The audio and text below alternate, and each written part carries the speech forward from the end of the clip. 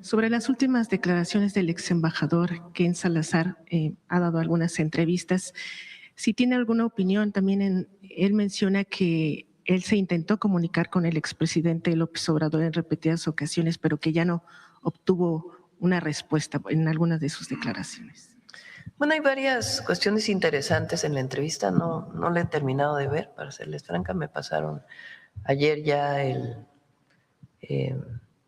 documento completo, la transcripción de la entrevista para poderla revisar, pero hay cuestiones muy interesantes. Él, por ejemplo, dice que no tenía ningún indicio de que el gobernador de Sinaloa pudiera estar involucrado en algún vínculo delincuencial. Menciona también que él respeta mucho al presidente Andrés Manuel López Obrador y que no tenía tampoco nada que le pudiera haber indicado que hubiera habido alguna protección del gobierno de México durante el sexenio del presidente López Obrador, algún grupo delincuencial, dicho por el ex embajador.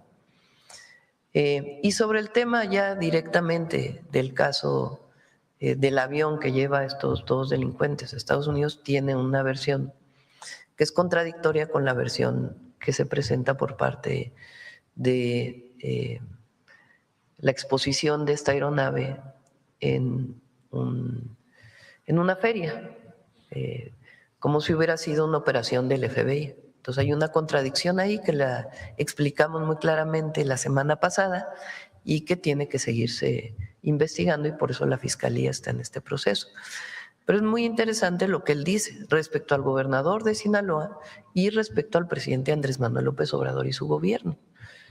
Entonces, es importante que todos escuchen esta entrevista porque no tiene nada que ver con lo que la oposición y muchos adversarios nuestros hablan ahora y antes de vínculos o del narcogobierno, como dicen. El embajador claramente, el ex embajador claramente está diciendo no tenía conocimiento.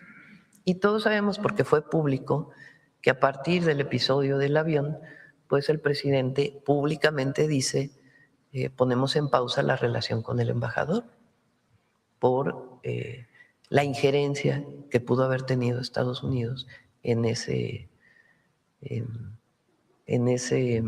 momento, en ese hecho, porque resulta grave que pudo haber habido una injerencia más allá de la detención de los delincuentes. Y como lo planteé yo el viernes, de cómo pudieron haber hecho acuerdo con una parte de un grupo delincuencial contra otro, y que esto siempre lleva a más violencia, distinto a que se hubiera operado junto con el gobierno de México, distinto hubiera sido. Pero es interesante la entrevista del ex embajador.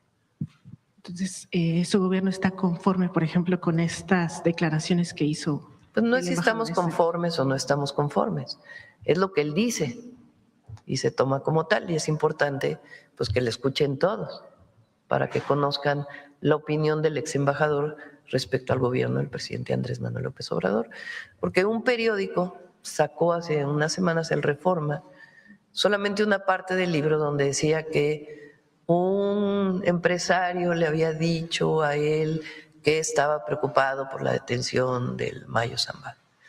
Y después él dice en la entrevista, no, bueno, pues ese fue un dicho de alguien que decía, pero yo no tengo ninguna prueba. Tampoco tengo pruebas del involucramiento del gobernador y con licencia del estado de Sinaloa. Lo dice claramente. Entonces, es el ex embajador durante el periodo del presidente López Obrador, o el embajador durante el periodo del presidente López Obrador. Gracias, presidente.